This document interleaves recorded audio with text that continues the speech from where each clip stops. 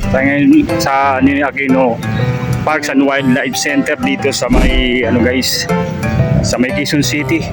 So pupuntahan natin dito yung events ng Project Nightfall. Ayan o. So dumating tayo dito guys mga 4 na or 10 ng hapon. Ayan o. So ang laki nito palang Ninoy Aquino Parks and Wildlife Center dito sa Quezon City. So guys, ang aming ticket oh. So dalawa kami dito lang ang aking anak eh. Si Jimwell. Para matin itong events ng Project Nightfall, meet and greet ng kanyang mga fans. Samahan nyo ko guys sa ating vlog po today. Yan, naglalakad kami ngayon dito guys sa loob. Ayan, so sundan lang natin tong dalawang babae na kasabayan namin kanina dun sa entrance ng Ninoy Aquino Parks and Wildlife Center sa pinasukan natin.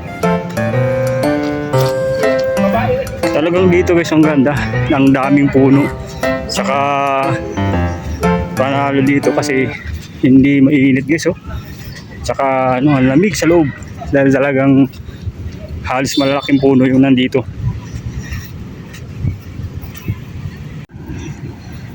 Ayun, ito yung amphitheater guys oh. Yan, amphitheater. Napasok tayo dito. Napaka ng lugar oh. Tahimik. Ito yung amphitheater oh. Yan. So hindi ka na maliligaw dito, konting lang. Sundan mo lang tong amphitheater mismo.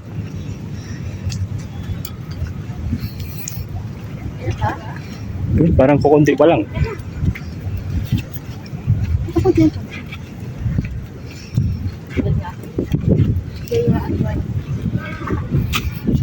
Yun.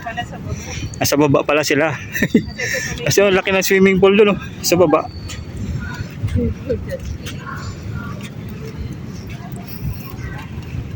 Saan kaya ito ilalagay yung ticket? Ayun, oh.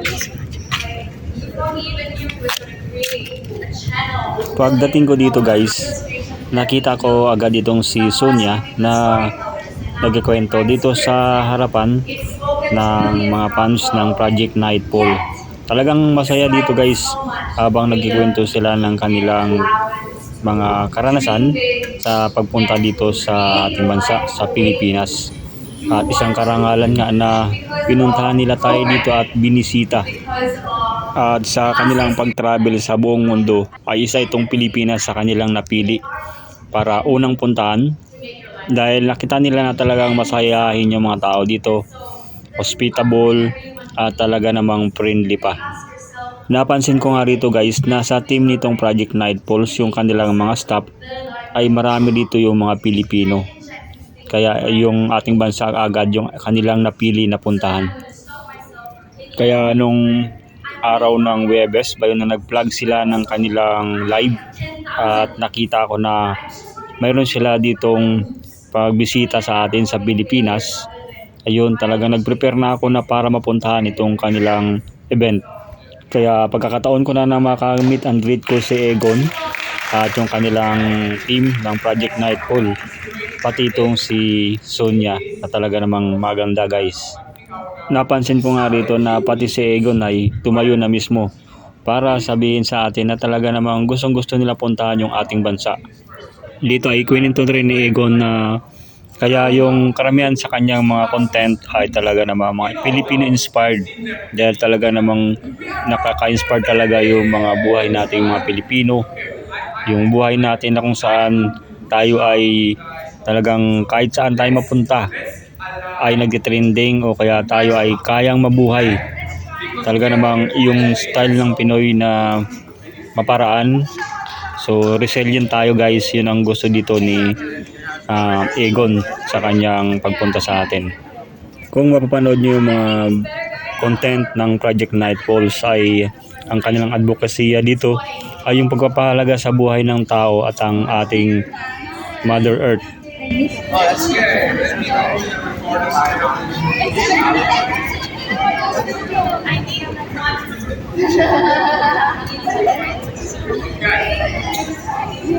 We'll take this photo, we'll make some videos, and then we'll do a bit of Q&A. Let's go together. Let's see what you guys want to know.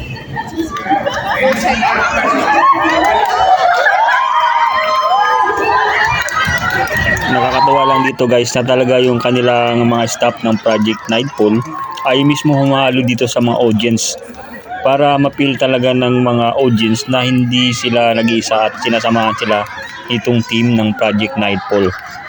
Tuwang-tuwa nga yung mga kababaihan dito dahil nakatabi nila mismo yung mga puging team ng Project Nightfall. Mismo itong si Egon at Sonia ay nakibiro na rin na nagsabi na pwede nyo makilala yung aming team ng Project Nightfall. Kaya nakahalo sila para kung may mga tanong tayo o question na ating ibabato doon sa kay Egon o kay Sonia ay agad masasagot nila at ma-assist po tayo. Napakasaya guys ng tagpong ito dahil hindi lang tayo ang kasama rito. Marami pang mga team ng Project Nightfall yung sa likuran ko, yun oh. Sila ma'am nandito sa likuran ko, yung dalawa oh. Yan. Kasama natin sila sa ating likuran guys. Sa pagkakataong ito guys ay nagsimula na yung question and answer portion na magiliw na sasagutin ni Sonia at ni Egon. Dito ay mga random question yung kanilang sasagutin at bilang panimula ay nag-warm up sila para i-greet tayo ni Egon at ni Sonia. Bilang panimula o warm up ay nagkaroon na dito ng masigabong palakpakan.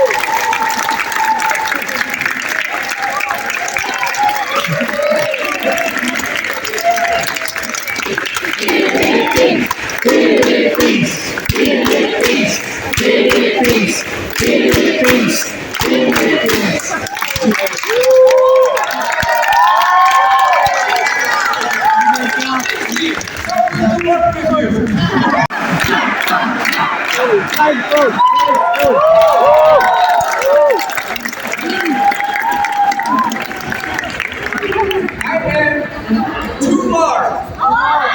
Okay. Okay. I know. You're losing voices. So try from here. Okay. Two more. Okay. I have Project Nightfall. Okay. And then I just want us to say together and scream. Okay. I believe in love. Okay. Let's do it. Yes. Down and go. Really, like you say,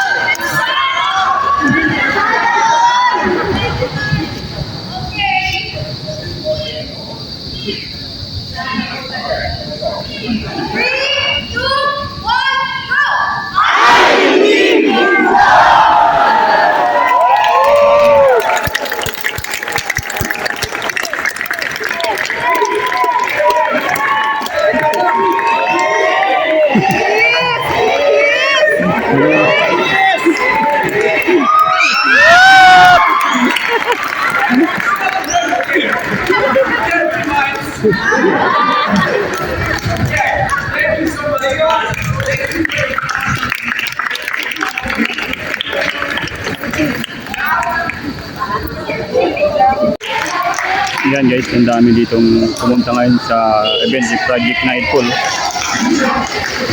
Ayan si Tony. Ayan, si WhatsApp Tony. Nakapagkapito tayo dun guys kay WhatsApp Tony.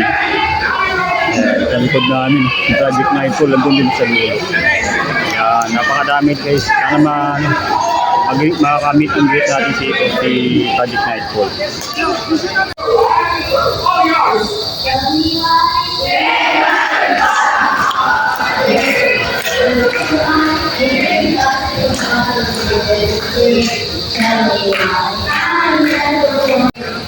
me why I love you more than this. I want to live.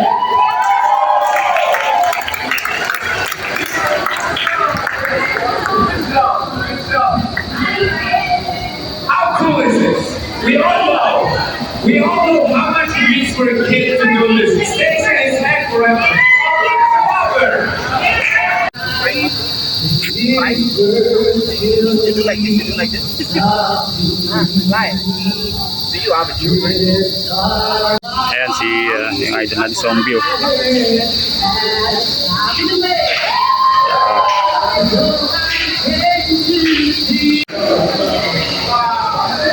Isn't this so beautiful?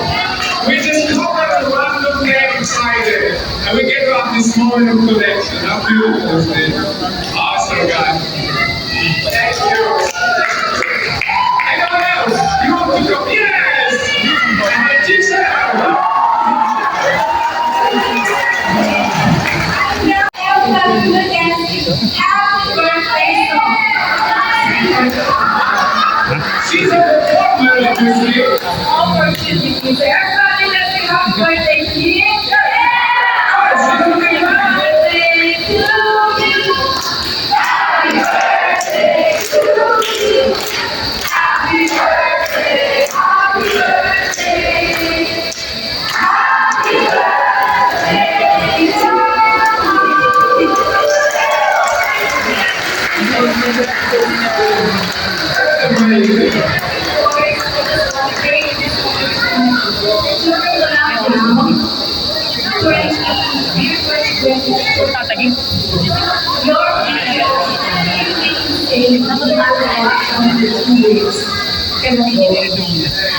Then the quality and the speed of all the videos, high quality, so I'm going to congratulate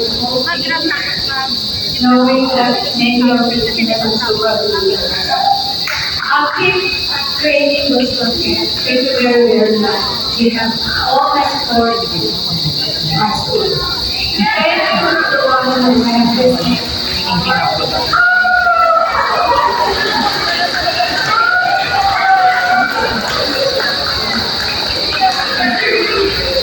This is also time.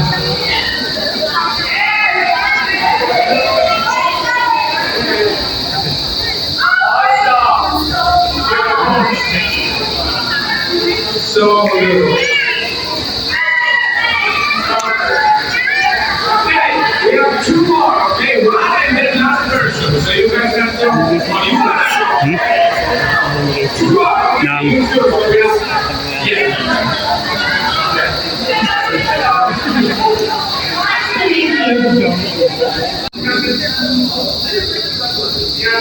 Guys, wala pa rin po yung pagdating ng mga tao dito. Napakadami pa rin pumunta ng mga tao dito, guys. Oh. Yan. At talagang todo support tayo mga fans ng ating idol na si Project Nightfall. Yung pati bata. Kumakanta na rin. Yeah. I wanted to know when you say I wanted that way. Tell me why there's nothing but a heartache. Tell me why there's nothing but a mistake. Tell me why I never wanted. And then I just so no. Thank you so much for some of you. Now what we're gonna do is you come to us, meaning that now With her because I invited her to come here, and she said no, I cannot. I just want to be clarified. What was the issue in 2019 that you said something about the Filipinos and a lot got hurt? So I was not aware of that because I became a follower in 2022.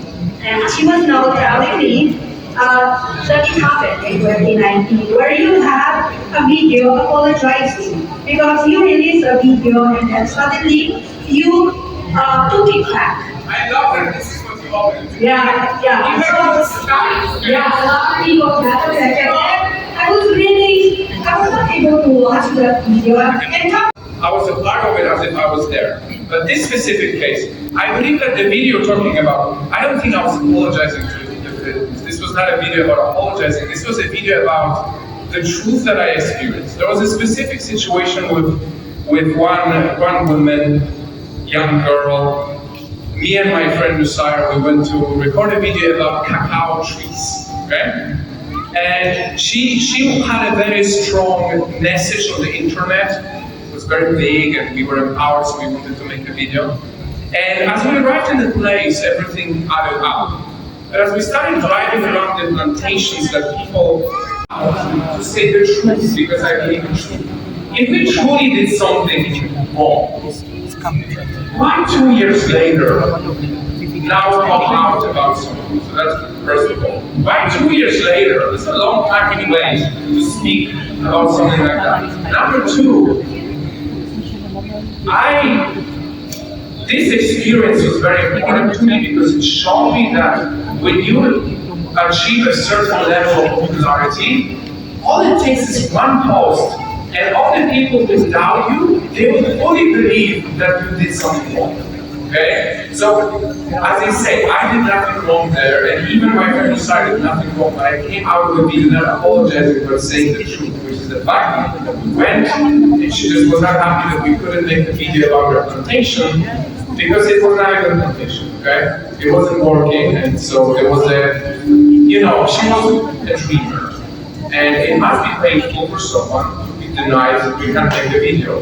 But at the same time, we have our responsibility of reporting of the truth. So that is the answer. Thank you for asking a hard question. I like it. Okay. I'm sure there's more of that, so let's shuffle them, okay? Let's shuffle. If you have more hard questions, I'm happy to answer them. Dito guys ay maaari ka magtanong kay Egon at sasagutin niya yung inyong mga question na talaga namang magilaw siyang sumagot ng mga question na ginawa sa kanya guys. I was taking 200 sandwiches every morning and running 11 shops in between. So I would be selling drinks and coffee to people and make sandwiches. For 3.5 years I did it, and honestly, very important experience. It was amazing to serve 1,000 people a day, and I'm from Poland, so I was in UK, and I had all the people from all around the world who talk to me, and it taught me a lot. So that was my job before, and then the interim job, I was a video editor. So like when I got into the world of social media. 1, 2, 3. Yay! Alright, that's the first one. Dito sa question na isang portion ay isa sa mga fans niya yung pinagaya yung salita natin na nauso sa ngayon guys. It was such a good day when you had your own project icon. Thank you. The trajectory from there is like, wow, intense. I want to ask, was there an out of relationship? Okay, so we go to the proper questions. I'm sorry to I mean, guys, I am here to respond to questions. I like that, okay? I think you guys all know. Napapansin natin dito guys na napaka-sweet nitong magkasintahan na sina Egon at Sonia. Thank you so much. Thank you for the questions. Now you know, guys. Now you know. That's a hard question. We have a question here. Here. It's a Miss Universe question. Hello, boss. Please, what areas or difficult to something you face in life? Now in the past. In the past. He asked what's the hardest thing I ever faced in my life. And as you guys know, we all go through like difficult moments in life. So it's like sometimes the question, who's your favorite child, for example, to parents? You never can say it because everyone has different qualities. It's the same with life. I had many difficult things in my life that I went through. But if I had to tie down to one element of my life that was the hardest thing, it would be my childhood. Because when you are a child and you are still unaware of what's happening, someone like your parent has an immense power to mess you up. And in the moment of what I was going through, I was heavily abused, unfortunately. And what I was going through at that moment was my only world I knew, right? It's the only thing that I went through, so I thought that's the reality of the life. But as I grew older, I started realizing what I went through. Looking back at it, I realized that incredibly grateful for what I've been given, like the instincts in my heart, because my childhood was there to make me the sociopath. Heavy childhood, all the way until 11. And then I was a lost kid since 11 to 17. So half of my life I was really on quite a bad tough life. So I think that's the big chunk of my life that I can say was the hardest. Yeah, thank you. But it taught me a lot. So I don't use this feeling of like, and I encourage all of you to have these moments of self-empowerment with yourselves. The things we go through, the self-esteem issues we have, the lack of confidence, the abuse we go through, they truly are meant to be chapters in life. That I know that no matter what I believe in, there's going to be some people that agree with me and some people that don't agree with me, so I may as well be myself fully. But yeah, that's my answer. At first, yes, now no. So my last question is all about you, Team Paul. So it's not Can as I just add, because I think this is important context that I will know so well. It sucks that I can promise you that you can take a man and a woman. Both of the people on the internet will say exactly the same words, and the way it's received from the women is much worse. I remember I was really surprised when I started working like with Sonia, and I would see like some of the videos, or back in the day I would work with someone else. Our world has a problem, and you only get to see when you have an opportunity and a perspective like us, because we see internet and we see metrics behind videos and the comments and perspective. It's not okay that somehow a woman cannot say the same thing as a man. I would get no problem if I say something. She hates it. And it's like, why? And that's what holds, I think that's what holds a lot of women. I was a child who had an instinct to dream. When I said to my Polish teacher that I want to be a writer, she said, that's not a real job, okay? So I remember I dropped her. One person in your life can alter your life by one sentence. I was a kid, it was so vulnerable for me to show, I cried writing this. She's like, totally put me down. First time I like and Wow, that's a big... all your videos. I love to watch all of your videos like holidays, entertainment, all live, motivational, You guys made what Carlos sent me at the end. He's like, hey, I love your friend. Thank you. I'm a teacher. Nice. Yes, I'm a teacher. And my manifestation is I would like to use social media to educate and promoting environmental awareness, climate change, about life, inspirational, things like that. Yes. So I'm a man who is hungry for knowledge. So I said that I would like to incorporate social media. So my question. So my question is, do you have a free online course for content creation for all of us here who are all aspiring content creator for us here? I have one thing on confidence on camera. That's very different. So unfortunately, I don't have. Okay? But here's the thing.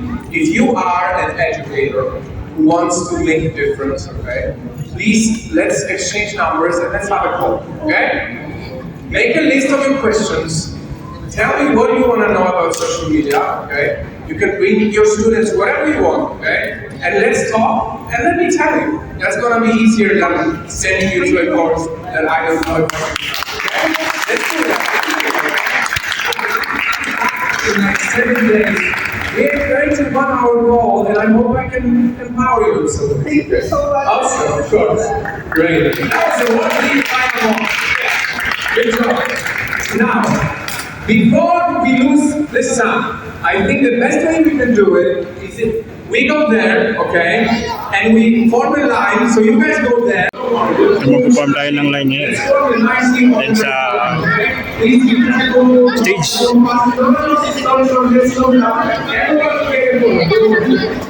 Dito guys ay inimbitahan na kami ni Egon na mag-form ng line para makamit and greet na natin siya at mismo din makapag-papicture taking sa team ng Project Nightfall at kay Egon at kay Sonia. Be careful. Make a line.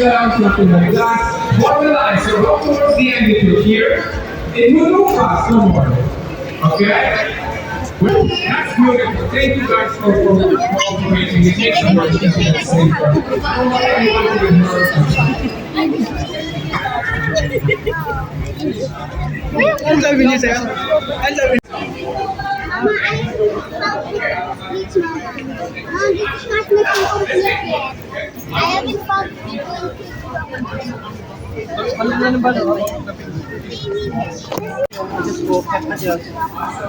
Napadagto po kayo kasi nakatulay po kayo. Dito po, dito po kayo. Dito po kayo dun. Sa pagkakataong ito guys ay halo na yung aking nararamdaman. Nararamdaman ko yung saya. Dito po, adjust O po kayo dito. kaya kinakabahan din ako guys dahil sa makatagal na panahon ay makikita ko na mismo itong aking idol na dati ay napapanood ko lang sa Facebook at sa YouTube. So yung lahat ng kanyang mga ginagawang video ay talagang inspired ako guys. Kaya yung chance ko na ma-meet and greet itong si Egon at kanyang mga staff ng Project Nightfall ay na talagang ay pangbihirang pagkakataon at ito ay yung pinakamahalagang pagkakataon na kung saan ay makita ko na talaga siya ng personal guys. Nakapila kami para magpapa-picture taking tayo kaya sila Nightfall guys. So mag-around 6 na to o 5:30. Dito ay halos papalapit na kami dito sa kay Egon para magpa-picture taking guys. So talagang smooth lang naman yung pila at halos hindi naman tumagal kami dito sa pila guys. At dahil ano lang i-meet and greet natin siya then Yan guys, successful nating pagpunta rito sa Nini Aquino National Park dito sa May Quezon City. Andun dun sa kabila yun, pwede ka rin magpa-picture sa team ng Project Nightfall guys. Pati dito sa napakasaya guys na halos andito na ako nakapila at makikita ko na yung aking idol na si Egon at yung kanilang team. yan, malapit na tayo guys. Halos ilang hakbang na lang guys at makikita ko na mismo at makausap itong aking idol na si Egon. Yan guys,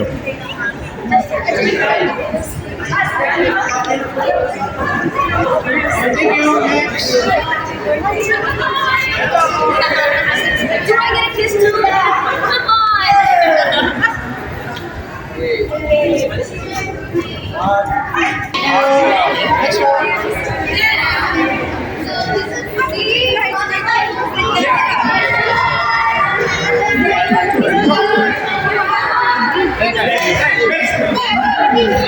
So halos dito ay malapit na talaga ako guys. So mga pangalawang hakbang na lang o pangalawang tao na lang guys at ako na yung kasunod para makapagpa-picture na tayo sa aking idol na si Egon ng Project Nightfall at sa kay Sonia.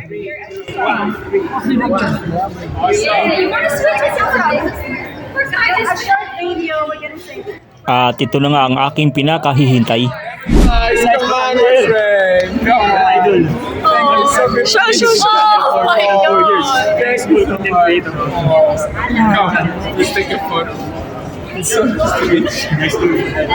At ito na nga guys yung aking nantay na pagkakataon. Sa una pa lang nagpagkita namin guys ay talagang niyakap na agad ako ni Egon.